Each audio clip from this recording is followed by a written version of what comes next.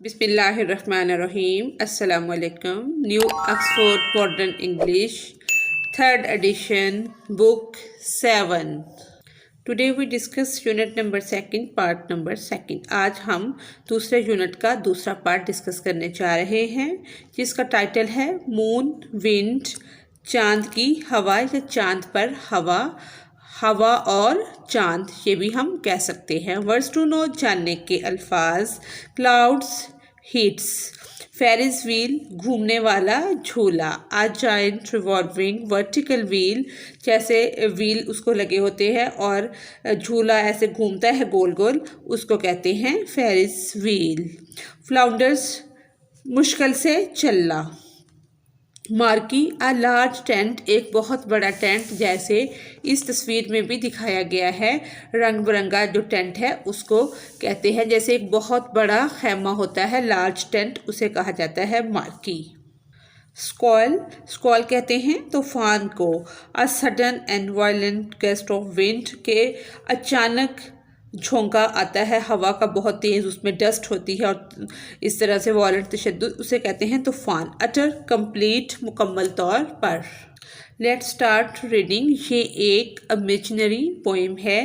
There is no wind on the moon at all, जिसमें बताया गया है कि चांद पर कोई हवा नहीं होती। Yet things get blown about, तो फिर चीज़ें कैसे चलती हुई महसूस होती हैं। ये हम सब जानते हैं कि चांद पर हवा वगैरह ग्रेविटी नहीं होती, चीज़ें वहाँ खड़ी नहीं होती। जब भी कोई चांद पर जाता है तो वो खड़ा नहीं हो सकता। इन अटर स्टिलनेस, वहाँ मुकम्मल तौर पर सन्नाटा होता है, सुकूत होता है, खामोशी होती है। योर कैंडल शवर्स आउट, तो आपकी मोमबत्ती कपकपाती है। इन अटर स्टिलनेस, हालांकि मुकम्मल खामोशी है, मुकम्मल सकूत है, तो फिर कैंडल जो है वो कपकपाती क्यों है, शोला उसका हिलता क्यों है। हमारी ज़मीन का तो यही कॉन्सेप्ट है कि जब हवा का झोंका आता है तो मोमबत्ती हिलती है, कपकपाती है और बंद हो जाती है। तो शायर कहता है कि आपकी जो मोमबत्ती है वो कपकपाती है, हालांकि वहाँ पर मुकम्मल सकूत है, खामोशी है, सुकून है। आ जाइंट मार्की, एक बहुत बड़ा खैमा। Booms and flounders past you, booms and flounders past you गरजता है और फड़फड़ाता है। Like a swine at sea, जैसे कि बगला या हंस समुंदर में। इन अटर स्टिलनेस, हालांकि अगरचे वहाँ मुकम्मल सन्नाटा है। बगला जो होता है वो पानी पर उसके लिए चलना मुश्किल होता है क्योंकि उसकी जो टांगें होती हैं वो थोड़ी लंबी होती हैं और उसको अपना आप कवर करना थोड़ा मुश्किल लगता है। इसकी एक एग्जाम्पल पेश की जा रही है कि हंस की तरह, बगले की तरह अपना आप कंट्रोल करना मुश्किल होता है। While you stand in the street, अगरचे आप गली में खड़े हों, हालांकि चांद पर सड़कें या गलियां नहीं होती, लेकिन ये एक इमेजिनरी पोएम है, इसमें इमेजिनेशन में बहुत कुछ दिखाया गया है। अ स्क्वेल ऑफ हैंस, मुर्गियों का एक दस्ता जो है, एंड कैबेजेस और गोभियों का। Knocks you off your feet, तुम्हारे पाँव को आके टकरा जाता है या आके तुम्हारे पाँव में लगता है। इन अटर स्टिलनेस, अगरचे वहाँ मुकम्मल खामोशी है, हालांकि वहाँ मुकम्मल खामोशी है। वाइल यू स्टैंड अगो, अगर आप पुरजोश खड़े हों।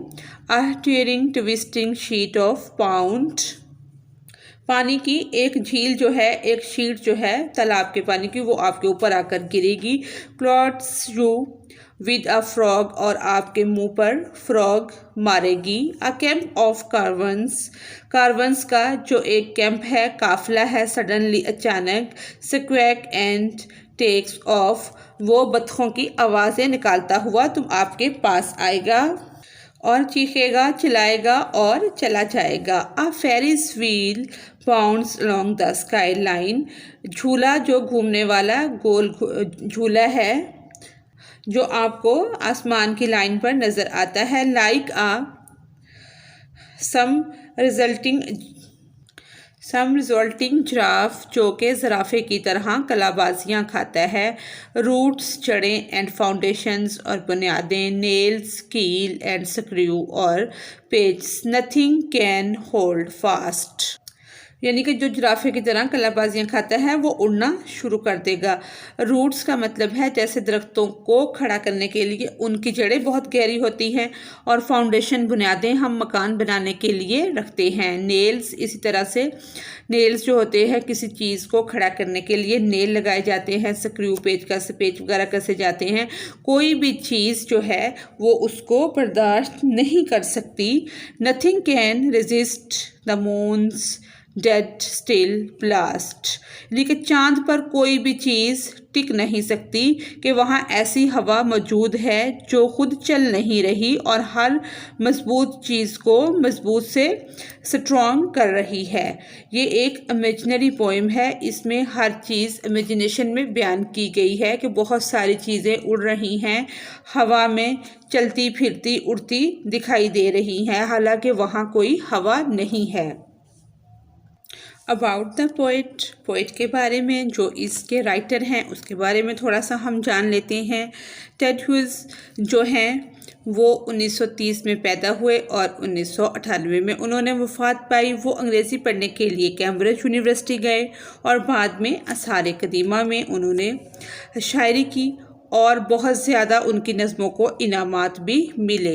इन दिस पोएम, इस पोएम में जो पोइट है वो क्या करता है, provides us very with a very strange picture. वो एक अजीबो गरीब तस्वीर खींचता है। इस नज़म में शायर हमें हवा की एक बहुत ही अजीबो गरीब तस्वीर फराहम करता है, जैसे वो चांद पर मौजूद होने का तसव्वुर करता है, हालांकि वो वहाँ नहीं है।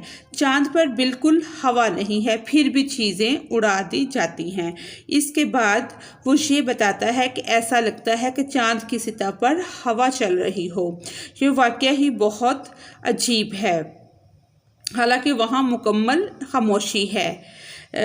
वहाँ बहुत ही अजीब है। रोशन तारीख और तारीख रोशनी, सूरज की सर्द शोले, वो ये चीज़ें जो इस्तेमाल करता है कि रोशनी, तारीख, सूरज की रोशनी, ये सर्द शोले जैसे जुमले में जैसे इस्तेमाल करता है। आप किसी दूसरे मुखालिफ या मुज़ाहिक़ाखेज़ जोड़ों के बारे में भी सोच सकते हैं। इन दिस पोएम, इस पोएम में वी आल्सो, हम इस पोएम में हम बहुत सी गैर मामूली चीज़ों से भी मिलते हैं, जैसे गोभी का एक झोंका और कलाबाजियाँ लेने वाला ज़राफ़ा। हम देखते हैं कि शायर किस तरह अपने तख़य्युल को, इमेजिन को इस्तेमाल करते हुए तस्वीरों को तख्लीक करता है इमेजिनेशन में, और हमें तफरीह का एक झोंका फराहम करता है। वो ये सब जो वो करता है, अजीबोगरीब चीज़ों को मिलाना और ख़ुद चांद पर होना, हालांकि वो वहाँ पर नहीं है, वो हमारे लिए एक तफरीह का झोंका मुहैया करता है जिससे हम खुश हो जाएं। अब हम इसकी समरी को देख लेते हैं जो कि हमने राइट की है। हम उसको भी इसी वीडियो के अंदर देखेंगे। Summary of the Moon Wind. Moon Wind by Ted Hughes is full of poets' fantasy imaginary. He imagined that if there were Earth-like life on the moon, everything would be blown by the strong wind blowing there. The poet imagines that the moon wind is so strong that it could rip apart anything held by roots, nails and screws. यानी कि Ted hues की moon wind शायरी की जो poem है ये imaginary है, ये imagine से भरी हुई है। वो तसव्वुर करता है कि अगर चांद पर ज़मीन जैसी ज़िंदगी होती तो वहाँ चलने वाली तेज़ हवा हर चीज़ को उड़ा देती।